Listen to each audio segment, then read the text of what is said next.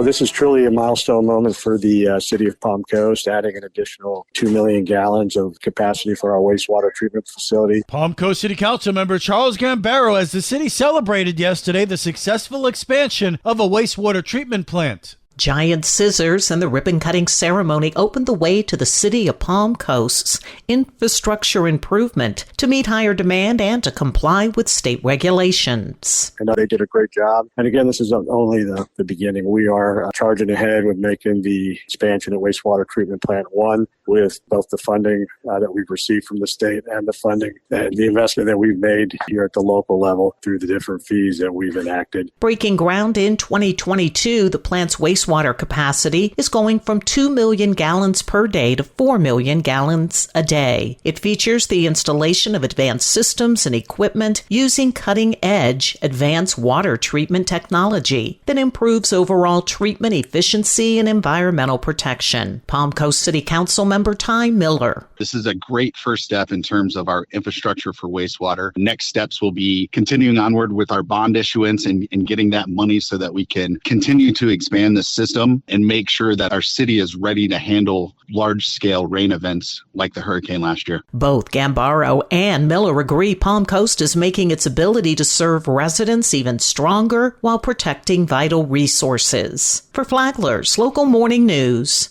I'm Karen Johnson. Good morning, Flagler County. I'm Rich Carroll. You're listening to Flagler's Morning News on Tuesday, August 5th.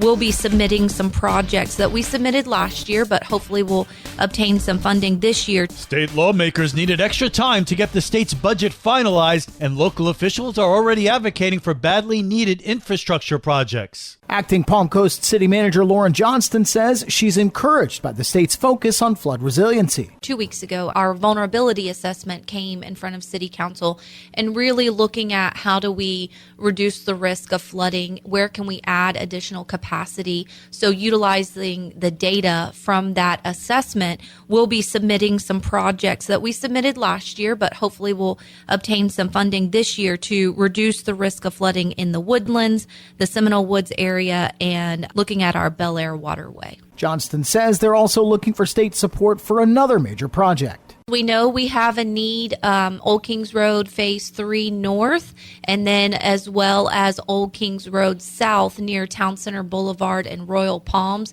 That's a big project. It's under, we've got stormwater mitigation under I-95. There's a state trail.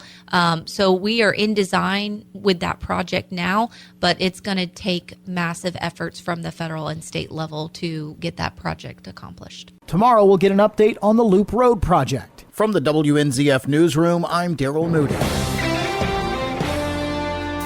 This local news is a service of Flagler County's Toyota dealer, Beaver Toyota in St. Augustine, conveniently located right off I-95 at exit 311. Palm Coast City Council meets tonight at 6 o'clock. Brittany Kershaw, the Communications and Marketing Director, has a preview. The Palm Coast City Council meets today for a business meeting. At 5:30, they will begin with proclamations, and the business meeting will begin at 6 p.m. They'll start by appointing a resident to the Residential Drainage Citizen Advisory Committee to fill a vacancy. Then there will be several ordinances presented by the Community Development Department that will entail the final approval to establish the Lighthouse Community Development District. There will be a land use and zoning amendment to support the future location of Fire Station 26. And there will be a first reading of a proposed rezoning to allow development of a concrete plant at 11 Hargrove Lane. There will also be resolutions on the agenda, including an interlocal agreement with Flagler County for airport zoning compliance, a funding agreement with the county to support traffic improvements at Seminole Woods Boulevard and State Road 100,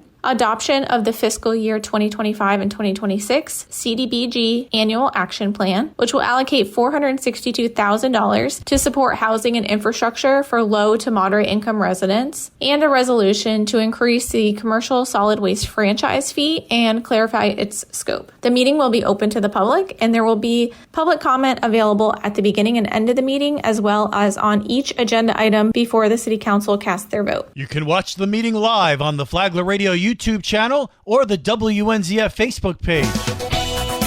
And now you're up to date on Flagler's Morning News. I'm Rich Carroll.